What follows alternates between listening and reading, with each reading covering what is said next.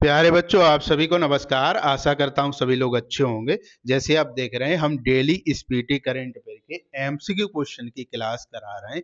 इस बुक में लगभग 800 के अराउंड में एमसीक्यू क्वेश्चन दे रखे हैं, उन्हीं की डेली क्लास करा रहे हैं। प्रत्येक क्लास में 10-10 क्वेश्चन रहते हैं, डिटेल से रहते हैं। तो क्लासें अगर आपको अच्छी लगती हैं तो हमारे चैनल को सब्सक्राइब कर सकते हैं। और ये क्लासें आपका चाहे कोई सा भी एग्जाम हुआ, उन सभी के लिए इम्पोर्टेंट क्लासें हैं, क्योंकि ये स्पीडी करंट अफेयर की बुक काफी अच्छी बुक मानी जाती है।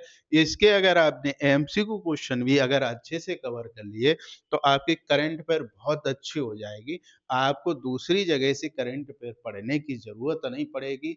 तो डेली क्लास देखा करें, और जो स्पीडी करंट अफेयर की इसी प्रकार से डिटेल में तैयारी करना चाह रहा है, उनके पास शेयर जरूर कर दें। अभी तक हमने जो क्वेश्चन करा चुके हैं, वो 1 से 10 क्वेश्चन करा चुके हैं। आज जो क्लास स्टार्ट करेंगे, वो क्वेश्चन नंबर 1 से 11 से स्टार्ट करेंगे और 1 से 20 तक कराएंगे।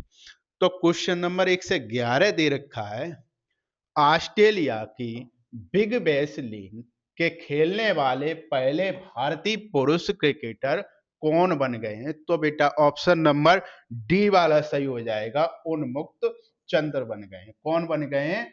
उन्मुक्त चंद्र बन गए हैं। इस बात का ध्यान रखना है। अगर आपसे पूछा जाता है बिग बैश लीग साइन करने वाले पहले सक्रिय भारतीय खिलाड़ी कौन बने, तो आपको क्या टिक करना है? रविचंद्रन अश्विनी बने। क्या ध्यान रखना है? अभी हम लिख देते हैं, इधर लिख देते हैं, बिग बैश लीग में साइन करने वाले, में साइन करने वाले पहले सक्रिय भारतीय खिलाड़ी, भारतीय खिलाड़ी, तो आपको क्या टिक करना है? रविचंद्रन, रविचंद्रन अश्विन।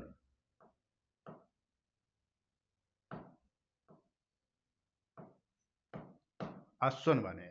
तो ध्यान रखना है, ये ऑस्ट्रेलिया की बिग बैश लीग है, उसमें खेलने वाले पहले भारतीय पुरुष क्रिकेटर कौन बने, तो आपको टिक करना है उन्मुक्त चंद्र बने।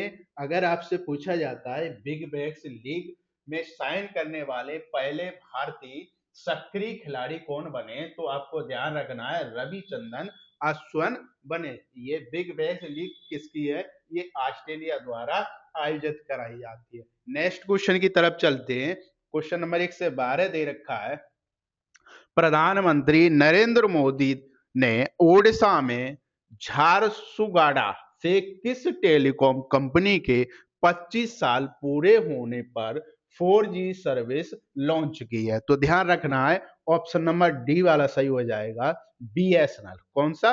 बीएसएनएल। बेटा बीएसएनएल की बात करते हैं, तो बेटा बीएसएनएल की स्थापना कब हुई थी? तो ध्यान रखना है, स्थापना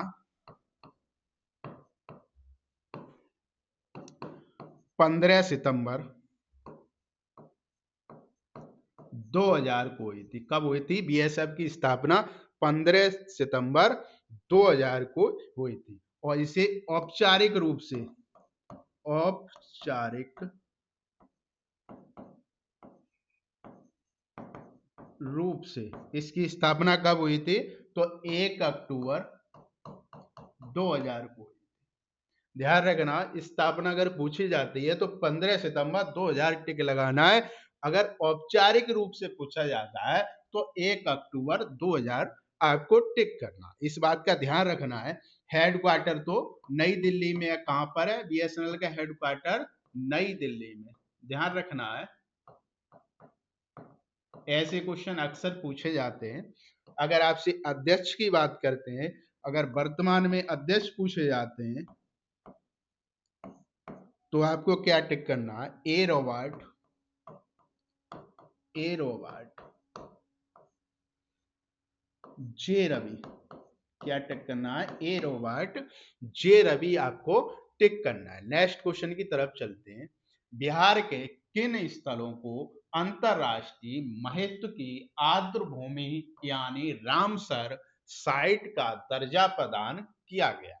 वो कौन सा क्षेत्र है बिहार का जिसे अभी हाल ही में रामसर साइट का दर्जा प्राप्त किया गया है? तो ऑप्शन नंबर बी वाला सही हो जाएगा, गोकुल जलाशय और उदयपुर झील। ऑप्शन नंबर कौन सा सही है? बी वाला सही है। इनको अभी हाल ही में रामसर साइट का दर्जा प्रदान किया गया है। तो ये क्षेत्र कहां पर स्थित है? तो ध्यान रखना, ये बिहार में स्थित है। बिहार की राजधानी तो आप सभी को पता होगी, कहां पर है? पटना है। कहां है राजधानी? पटना है। नेक्स्ट क्वेश्चन की तरफ चलते हैं। भारतीय फुटबॉल टीम ने कोलंबो में किसे हराकर 7वां सेफ अंडर 17 चैंपियनशिप का खिताब जीता है?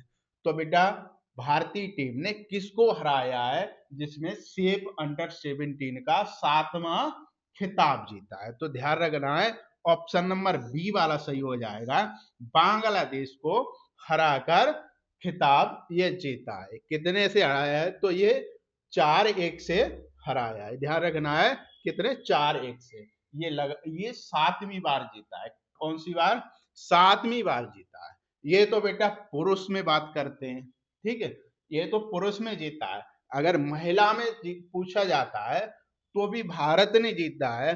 किनको हराकर? तो ध्यान रखना है, नेपाल को हराकर 5-0 से। कितने से? 5-0 से नेपाल को हराकर। अगर महिलाओं में पूछा जाता है तो इस बात को ध्यान रखना है। इसका जो आयोजन हुआ है, अभी इसका आयोजन हुआ है, वो कहां पर हुआ है?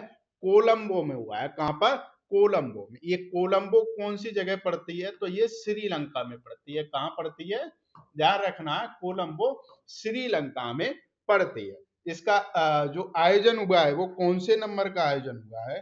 तो अगर संस्करण पूछा जाता है तो संस्करण,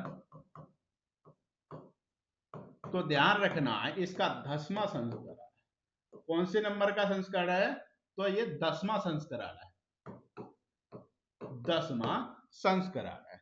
भारत ने ये कितनी बार जीता है? तो ये 7 बार जीता है। इस बात को ध्यान रखना है। नेक्स्ट क्वेश्चन की तरफ चलते हैं।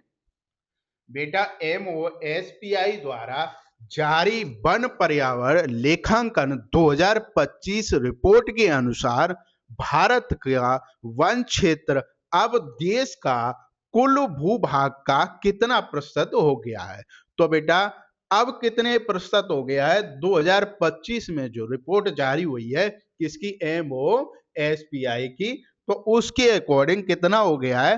तो ऑप्शन नंबर बी वाला सही हो जाएगा, 21.76% हो गया है। इस बात का ध्यान रखना है, ठीक है। नेक्स्ट क्वेश्चन की तरफ चलते हैं। क्वेश्चन नंबर 1 से 16 दे रखा है। अभी हाल ही में प्रधानमंत्री मोदी ने किस राज्य में मुख्यमंत्री महिला रोजगार योजना शुभारंभ किया है जिसके तहत महिलाओं को स्वरोजगार के लिए 10,000 रुपए दिए जाएंगे? ये बात तो सभी को पता होगी क्योंकि ये बात बहुत चर्चा में भी रही थी। तो ऑप्शन नंबर कौन सा सही हो जाएगा? बिहार राज्य सही हो जाएगा। कौन सा सही हो जाएगा?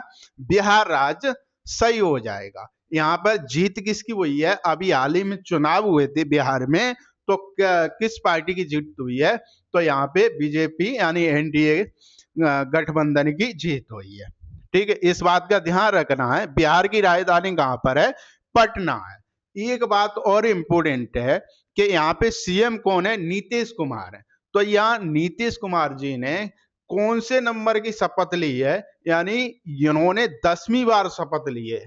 तो अगर क्वेश्चन इस प्रकार से भी बनता है कि सबसे ज्यादा शपथ लेने वाले CM कौन से हैं बिहार राज्य में, तो अभी आपको नीतीश कुमार जी टिक करना। अगर आपसे पूछा जाता है कि बिहार में सबसे लंबे समय तक मुख्यमंत्री रहने वाले कौन है, तो आपको टिक करना है, नीतीश कुमार जी है। इस बात को ध्यान रखना है, बिहार के एग्जाम के लिए बहुत इंपॉर्टेंट है। और बिहार के नहीं, अदर भी जो एग्जाम होते हैं उसमें भी इस प्रकार के क्वेश्चन आ सकते हैं, ठीक है। नेक्स्ट क्वेश्चन की तरफ चलते हैं। क्वेश्चन नंबर 117 दे रखा है, किस देश ने 60 साल बाद पहली बार संयुक्त राष्ट्र महासभा की बैठक में भाग लिया है? तो कौन सा देश है? तो बेटा ध्यान रखना है, ऑप्शन सी यानी सीरिया देश ने। किसने? सीरिया देश ने 60 साल बाद संयुक्त राष्ट्र महासभा की बैठक में भाग लिया है। तो बेटा सीरिया की बात करते हैं, तो सीरिया की राजधानी कहां पर है? राजधानी तो याद रखना है दमिश्क है। कहां पर है? दमिश्क यहाँ की राजधानी है। अगर यहाँ के राष्ट्रपति पूछा जाता है, यहाँ के राष्ट्रपति कौन है, तो क्या बताना है आपको? अहमद अल सरा। तो इन्होंने ही अभी संयुक्त राष्ट्र महासभा की जो बैठक हुई है उसमें इन्होंने भाग लिया है, यानी सीरिया के राष्ट्रपति ने भाग लिया है। बेटा ये दमिश्क जो शहर है ये सबसे पुराना शहर भी माना जाता है, और साथ के साथ इसे हम दूसरे नाम से भी जानते हैं। क्या नाम से जानते हैं? इसे चमेली का शहर भी कहा जाता है, यानी दमिश्क को चमेली का शहर भी कहा जाता है। इतना इससे संबंधित याद रखना है। बेटा संयुक्त राष्ट्र महासभा की बात करते हैं, तो इसकी बात करेंगे तो इसकी स्थापना कब हुई थी? स्थापना अगर पूछी जाती है तो क्या टिक करना है? 24 अक्टूबर 1945 को हुई थी। कब हुई थी? 24 अक्टूबर 1945 को संयुक्त राष्ट्र महासभा की स्थापना हुई थी। ये 1945 है, कंफ्यूज नहीं होना है। अगर आपसे हेडक्वार्टर पूछा जाता है तो कहां पर हेडक्वार्टर है? तो न्यूयॉर्क अमेरिका में हेडक्वार्टर। न्यूयॉर्क अमेरिका में हेडक्वार्टर है। इतना आपको ध्यान रखना है। नेक्स्ट क्वेश्चन की तरफ चलते हैं। अच्छा, एक काम करना है, संयुक्त राष्ट्र का जो महासभा है उसके अध्यक्ष को आपको कमेंट बॉक्स में बताना है कौन है अध्यक्ष। नेक्स्ट क्वेश्चन दे रखा है 118वां, किस राज्य की पहली पूर्णतः कागज रहित ई ऑफिस ग्राम पंचायत रोहिणी को राष्ट्रीय ई गवर्नेंस पुरस्कार 2025 में स्वर्ण पदक से सम्मानित किया है? तो बेटा कौन सा ऑप्शन सही हो जाएगा? यानी जो महाराष्ट्र की ग्राम पंचायत है, क्या नाम है इसका? रोहिणी ग्राम पंचायत है, उसको कौन सा पुरस्कार दिया गया है? ई गवर्नेंस पुरस्कार, जिसमें स्वर्ण पदक जीता है। इस बात को ध्यान रखना है, ये पहली पूर्णतः कागज रहित ई ऑफिस ग्राम पंचायत बन गई है। अगर केरल में देखो, केरल के बारे में एक बात और इम्पोर्टेंट है, तो बेटा क्या इम्पोर्टेंट है? कागज रहित जिला न्यायपालिका किस राज्य की बनी है? तो आपको केरल टिक करना है। क्या टिक करना है? अगर आपसे पूछा जाता है कागज रहित जिला न्यायपालिका कौन से राज्य की बनी है, तो आपको केरल टिक करना है। और ग्राम पंचायत के बारे में पूछा जाता है तो आपको महाराष्ट्र टिक करना है। इस बात को ध्यान रखना है। नेक्स्ट क्वेश्चन की तरफ चलते हैं। किस राज्य में शहरी बुनियादी ढांचे के उन्नयन के लिए भारत सरकार और एशियाई विकास बैंक एडीबी ने 125 बिलियन डॉलर के ऋण समझौते पर हस्ताक्षर किया है? यानी वो कौन सा राज्य है जिसके लिए 125 मिलियन डॉलर का ऋण समझौता हुआ है? तो ऑप्शन नंबर सी वाला ध्यान रखना है। असम राज्य है, उसके लिए 125 मिलियन डॉलर का ऋण समझौता हुआ है। किसके द्वारा? यानी एडीबी बैंक द्वारा। असम की राजधानी तो हम सभी को पता है, क्या है राजधानी? दिसपुर असम की राजधानी है। एडीबी की बात करते हैं। अगर एडीबी की स्थापना अगर पूछी जाती है तो आपको क्या बताना है?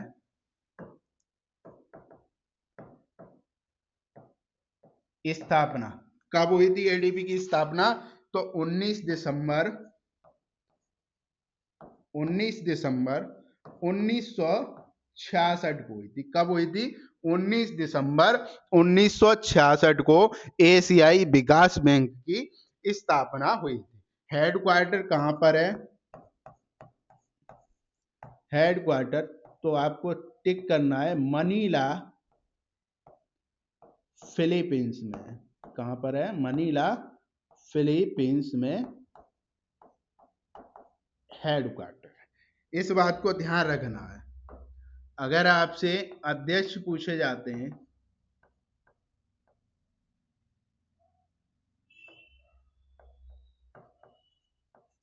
तो क्या टिक करना है? एडीबी के अध्यक्ष कौन है? मासातो कांडा है। मासातो कांडा एडीबी के अध्यक्ष हैं। स्थापना पूछी जाती है तो 19 दिसंबर 1966 को हुई थी। हेडक्वार्टर कहां पर है? मनीला, फिलीपींस में है।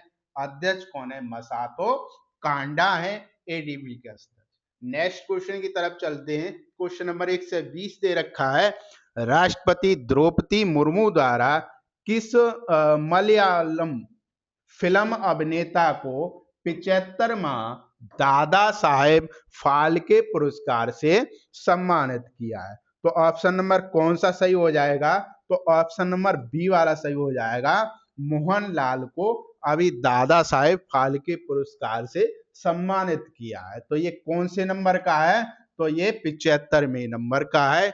किसने सम्मानित किया है? तो हमारी जो राष्ट्रपति जी हैं द्रौपदी मुर्मू द्वारा ये पुरस्कार प्रदान किया गया है। तो ऑप्शन नंबर बी वाला सही हो जाएगा, मोहनलाल को प्रदान किया गया है। आज की क्लास को हम यहीं पे ऑफ करते हैं। क्लास अगर आपको अच्छी लगती हैं तो हमारे चैनल को सब्सक्राइब करिएगा। अगर आप सब्सक्राइब भी करोगे और शेयर करोगे तो हम भी मोटिवेट होंगे। तो आपके लिए हम जल्दी आपके लिए मैराथन लेके आएंगे, हम और भी मेहनत करेंगे। तो शेयर जरूर करें, सब्सक्राइब भी करें। चलिए, धन्यवाद, थैंक यू।